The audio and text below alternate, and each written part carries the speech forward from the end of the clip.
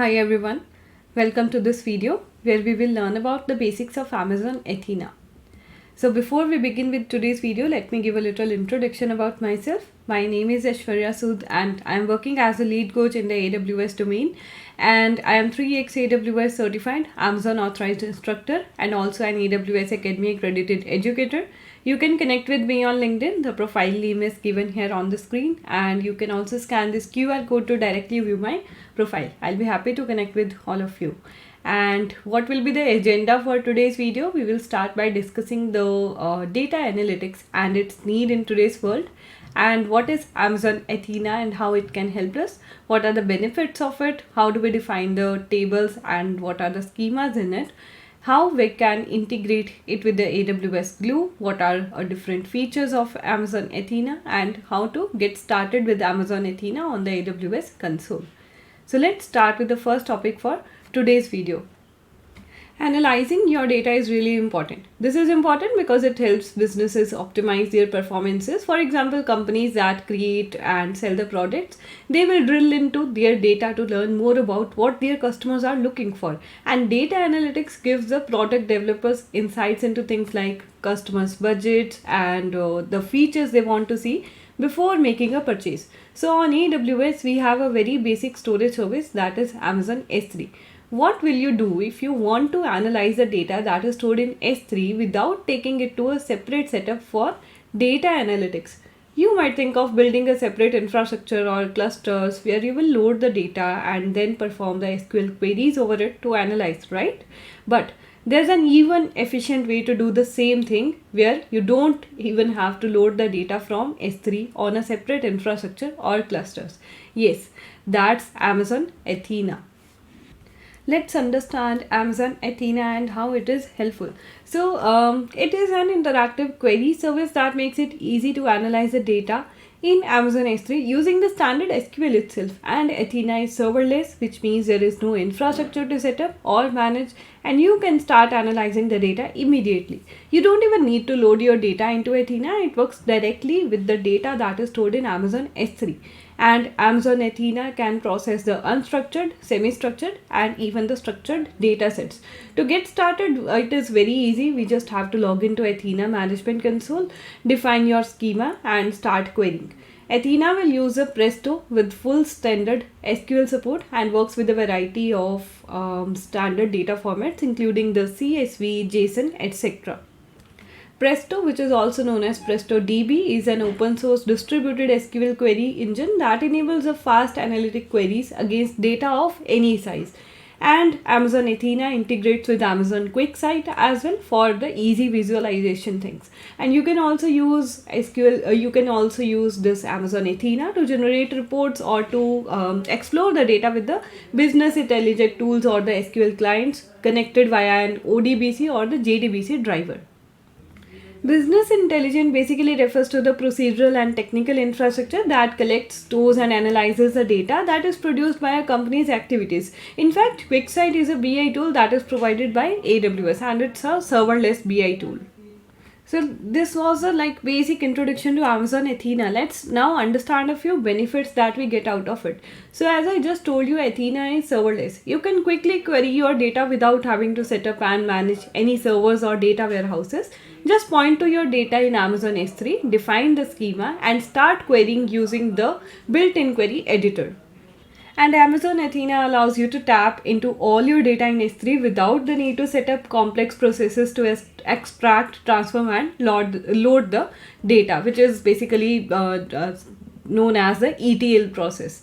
And with Amazon Athena, you pay only for the queries that you run. You are charged $5 per terabyte scanned by your queries, and you can save from 30% to 90% on your per query cost and get better performance by compressing, partitioning and converting your data into columnar formats. Athena will query the data directly in S3, and there are no additional storages charges based beyond the S3. Athena can even handle the complex analysis including the large joins, window functions and arrays. Because Athena uses S3 as the underlying data store, It is highly available and durable with data redundantly stored across multiple facilities and multiple devices in each facility. Also, with Amazon Athena, you don't have to worry about having enough compute resources to get fast, interactive query performance. Athena will automatically execute queries in parallel, so most results come back within seconds only. Now let's see how the table definitions are there in Athena, and what about schemas in this. Amazon Athena will use a managed data catalog to store the information and schemas about the databases and the tables that you create for your data that are stored in Amazon S3. Also, in regions where AWS Glue is available, you can upgrade to using the AWS Glue data catalog with Amazon Athena, but in regions where AWS Glue is not available, Athena will use an internal data catalog. So you can modify the catalog using the data definition language statements or via the AWS management console. Any schemas that you define are automatically saved unless you explicitly delete them. And Athena uses schema on read technology, which means that your table definitions applied to your data in S3 when queries are being executed. There's no data loading or transformation required. You can delete the table definitions and schema without impacting the underlying data that is stored in Amazon S3. Let's understand a few points about the integration of Athena with the AWS Glue that I have been telling you from very first slide. But what exactly is AWS Glue? It's basically a serverless data integration service that makes it easy to discover, prepare, and combine data for the analytics, machine learning, and application development. So Glue provides all the capabilities that are needed for data integration so that you can start analyzing your data and putting it to use in minutes instead of months.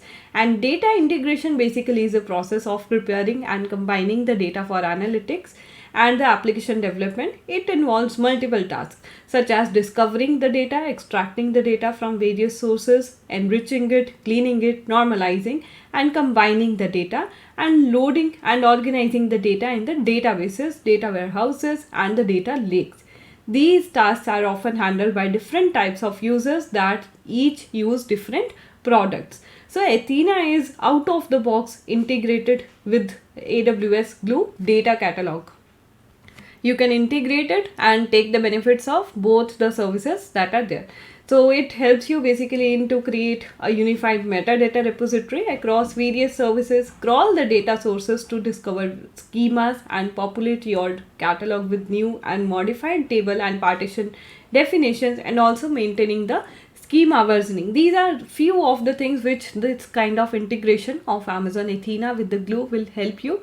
There are many more things which you can get out of it. It's just up to you if you can upgrade your Athena by integrating with AWS Glue. Go ahead and do that, okay, and you will get a lot of benefits out of it.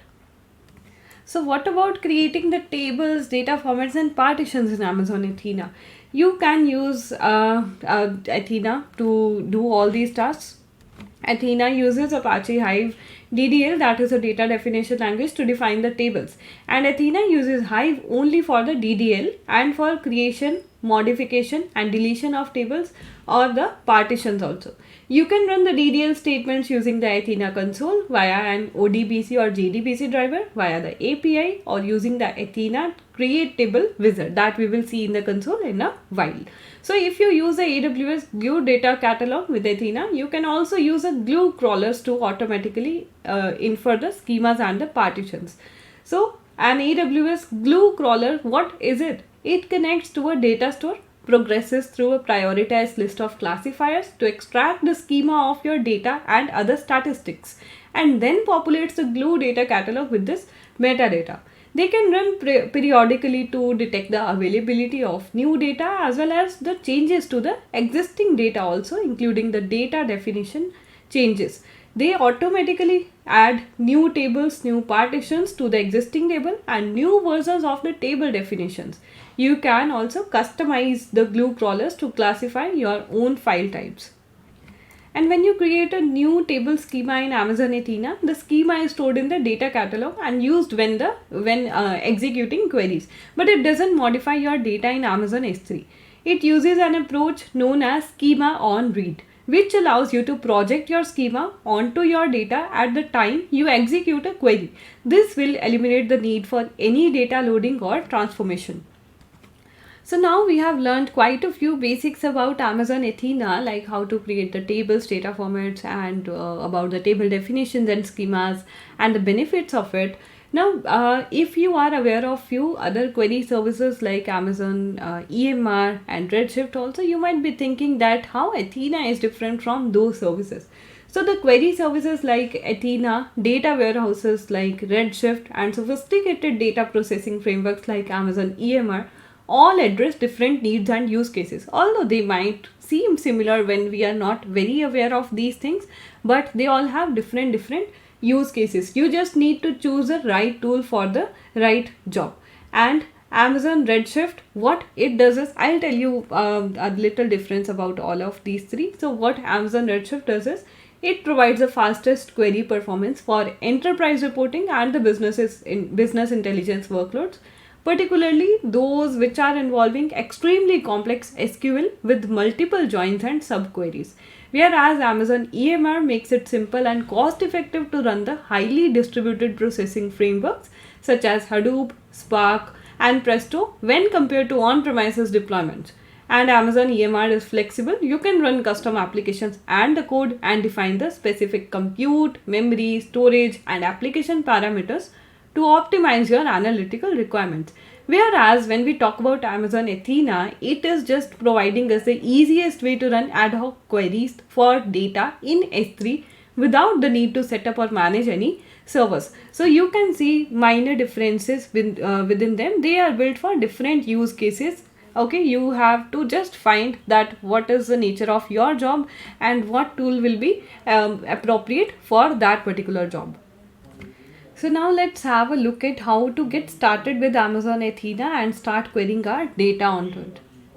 So let's go to the AWS console and okay, so we are here.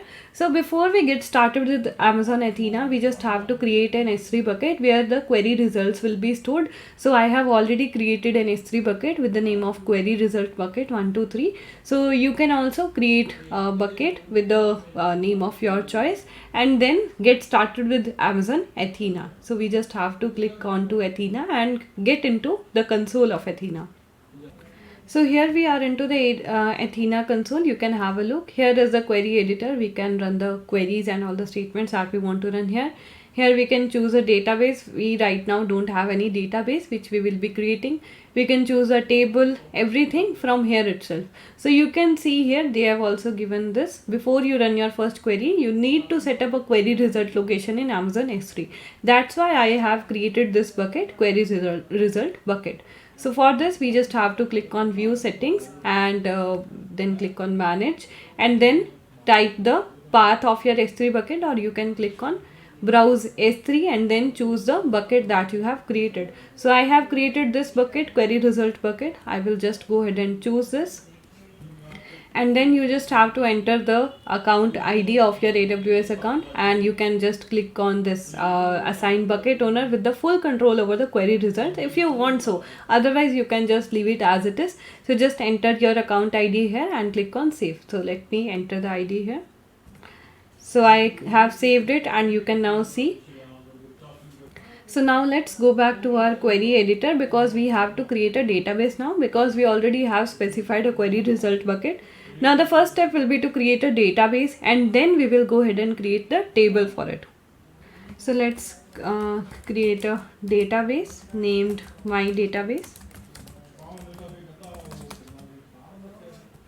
And let's run this command and our database will be created. You can see the command has been processed and the database, this query has been successful and now we have got our database into the list as well. So we just have to choose this database and then in this particular database we will create our table. So basically the table that we will create in this database will be based on the sample data that is for Amazon CloudFront data that is stored in a particular location in S3 that we will be using, okay, for the same data itself which will be stored there, okay, which I'll be fetching just from a URL where the sample data is located. We are gonna create the table based on that. And the table that we are going to create, the statement that will create the table will define the will define the columns that map to the data, and specifies how the data is delimited, and specifies a S3 location that contains the sample data.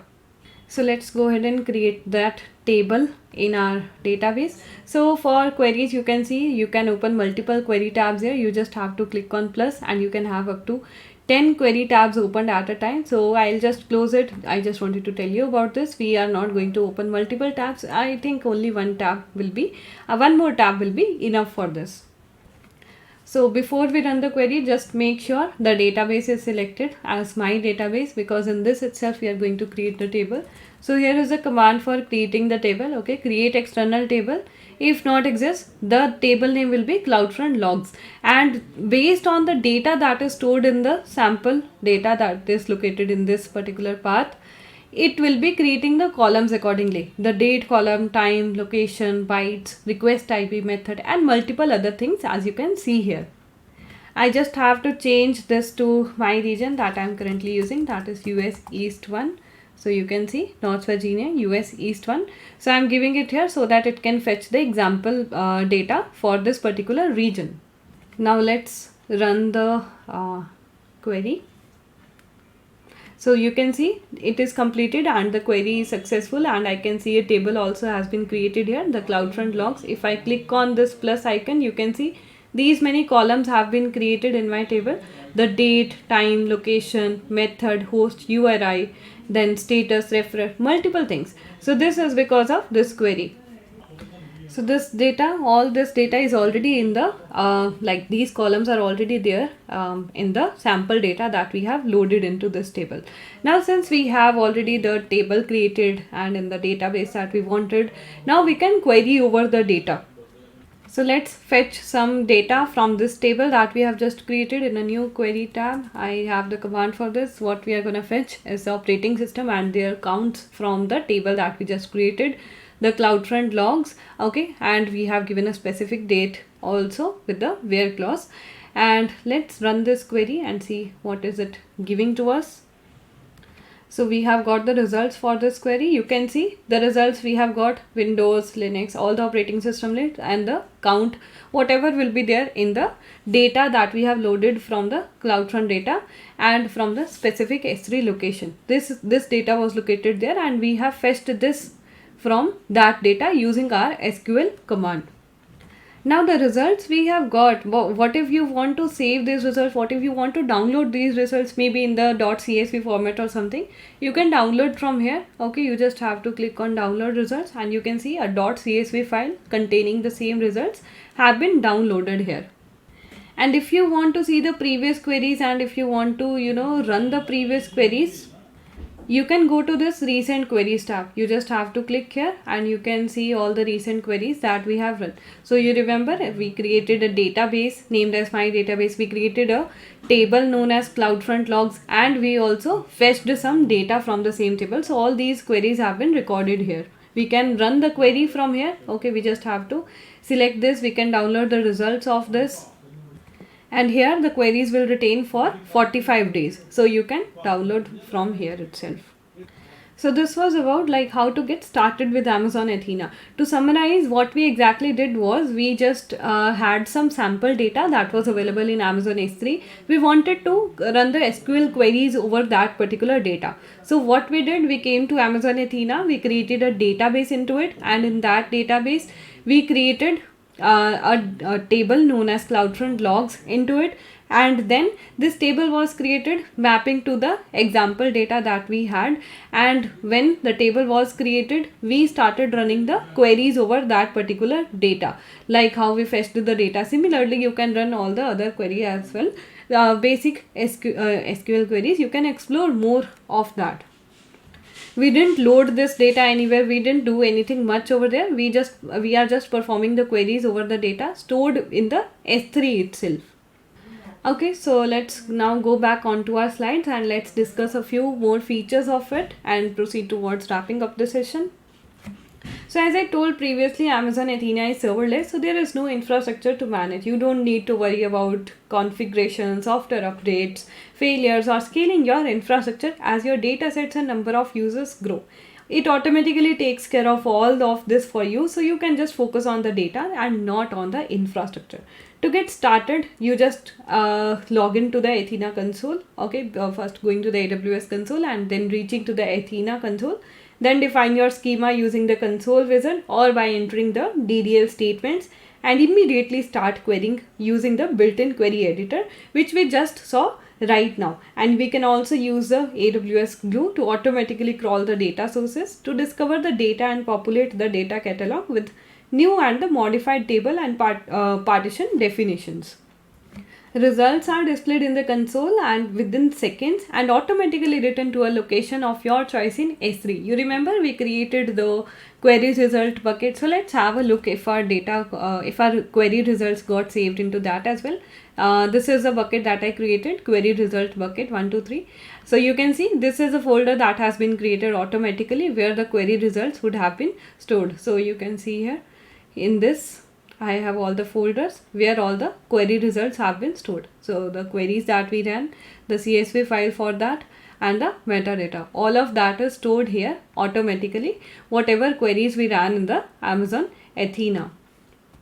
And with Amazon Athena, you pay only for the queries that you run. You are charged based on the amount of data that is scanned by each query. And you know, for storage also, no charges beyond the S3 storage charges. With Athena, you don't have to worry about managing or tuning the clusters to get fast performance. Athena is optimized for fast performance with Amazon S3. Athena will automatically execute the query in parallel so that you get the query results in seconds, even on the large data sets. And Athena is highly available and executes the queries using the compute resources across multiple facilities, automatically routing the queries appropriately if a particular facility is unreachable. It uses S3 as its underlying data store, making your data highly available and durable, because we all know that how highly available S3 is and how highly durable it is. Also, Athena allows you to control the access to your data by using AWS IAM policies, access control list, and the S3 bucket policies also. With the IAM policies, you can grant IAM users a fine-grained control to your S3 buckets, and by controlling access to data in S3, you can restrict the users from querying it using the Athena. And also Athena allows you to easily query encrypted data that is stored in Amazon S3 and write the encrypted results back to your S3 bucket. Both the server-side encryption and the client-side encryption are supported in this. And Athena integrates out of the box with AWS Glue as well, like how we have discussed previously. With the Glue data catalog, you will be able to create a unified metadata repository across various services, crawl the data sources to discover the data, and populate your data catalog with the new and modified table and partition definitions, and maintaining the schema versioning. Also, you can invoke your SageMaker machine learning models in an Athena SQL query to run the inference. So we will learn a little bit more about the federated query and the machine learning in the upcoming slide. Athena basically enables you to run the SQL queries across the data that is stored in relational, non-relational, object, and custom data sources. You can use the familiar SQL constructs to join the data across multiple data sources for quick analysis and store the results in Amazon S3 for the subsequent use. And Athena executes federated queries using the Athena data source connectors that run on AWS Lambda. So federated query is basically a way to send a query statement to an external database and get the result back as a temporary table. AWS has open source data source connectors for multiple resources. You can use these connectors to run the federated SQL queries in Athena. Additionally, using the Athena Query Federation SDK, you can build connectors to any data source. And you can invoke your SageMaker machine learning models in Athena SQL query to run the inference, as I was telling on the previous slide. So the ability to use ML models in SQL queries makes the complex tasks such as anomaly detection, customer cohort analysis, and sales predictions as simple as writing a SQL query. So that's very easy and simple to use. Athena makes it very easy for anyone with basic SQL experience to run ML models deployed on Amazon SageMaker. So you can see that how the Athena has made your data analysis work easy by just analyzing the data from S3 directly, and also helping you to use the ML and your the SageMaker machine learning models, and a lot many benefits that we have discussed. So to summarize today's session, what we have discussed about Athena is that it is an interactive federated serverless query service. It processes, you can process a multitude of data sets with Amazon Athena. It just uses a simple SQL queries to interact, no complex things, no complexities in setting up Athena, nothing at all. You saw that how we set up Athena just within minutes, how we got started with it, how we started working on it, and it has the capability of out of the box integration with AWS Glue for even more capabilities of the AWS Glue, and it integrates with open source data connectors as well. So that's about Athena for today's video. We can explore more about Athena in maybe some different videos. This was just a Athena getting started video. So I hope you have understood all the basics that we have discussed today, and you have got an idea that what Athena does and how it is helpful for different use cases. Let's meet in the next video now. Thank you.